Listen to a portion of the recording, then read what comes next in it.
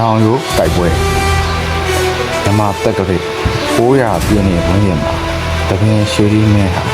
အောက်မြန်မာပြည်ကိုတိမ့်ပိုက်ဖို့ကြိုးစားပါတယ်။ပဲခူးကိုတိမ့်ပိုက်ပြီးတဲ့နောက်ပဲခူးမင်းအရှင်တိုက်ဟာပြည်မြို့ကိုထွက်ပြေးသွားပါ။အဲဒီမှာရှမ်းစော်ဘွားတွေရဲ့အင်အားကြီးမားတဲ့စစ်ကူတပ်တွေနဲ့ပေါင်းပြီး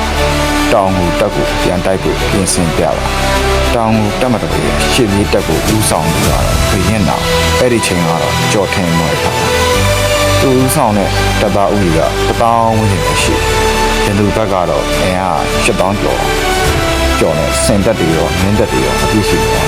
။ရန်သူတွေကနောင်ရိုးနှင်းရဲ့တစ်ဖက်ကမ်းမှာအခိုင်အမာကိုတပ်ဆဲထားပါတယ်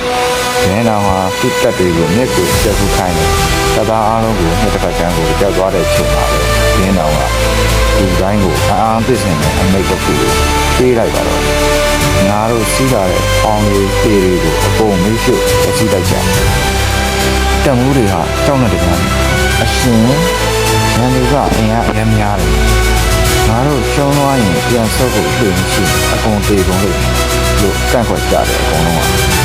ဘဲနောင်ရဲ့တက်သားတဲ့စကားငါတို့မှာနောက်ဆုတ်စီရန်လမ်းလည်းမရှိတော့ရှေ့မှာပြန်လို့ရှိတယ်နောက်မှာရှိရှိမသေးခြင်းရန်သူကိုမှန်းအောင်တိုက်ပြီးသူတို့စီရဖေးလို့သူ့ရရှုံးရင်တော့ဒီနေ့ကလည်းအသေးခံကြတော့ဒီဘက်ကဟာတက်သားတွေရဲ့စစ်တပ်အဆုံးစွန်ပြီးတက်ကြသွားစီဒီမှာဒီနေမတူစိတ်နဲ့ပဲဒီမှာဒီနေမတူစိတ်နဲ့ပဲရန်သူတက်တဲ့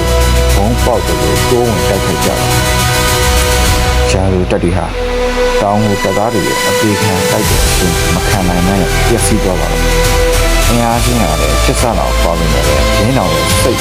ကျက်စစ်စင်နေကြတယ်နောင်လို့တိုက်ပွဲအပြတ်တက်ကိုအနိုင်ရတယ်ဒီအောင်ဝဲပြီးမှလည်းအပင်ရွှေတင်းင်းကကြော်ထင်တော်ရထားဘူးဘရင်နာအောင်ရင်းကြီးရဲ့နောင်တော်ကက်ကိုအားကိုးရတယ်ဆိုတော့ပွဲအမြင်ပေးရခဲ့တာဖြစ်ပါတော့ဒီဇလန်လေးဟာမြမသမိုင်းမှာဒီပါတဲ့စိတ်သက်ကကိုအရေးကြီးတာတတ်တတ်ဆိုတဲ့ဇလန်ဖြစ်တဲ့အခုထက်ထိအောင်လူရိုးပြနေဒီပြောများနေတဲ့ဆဲဖြစ်ပါ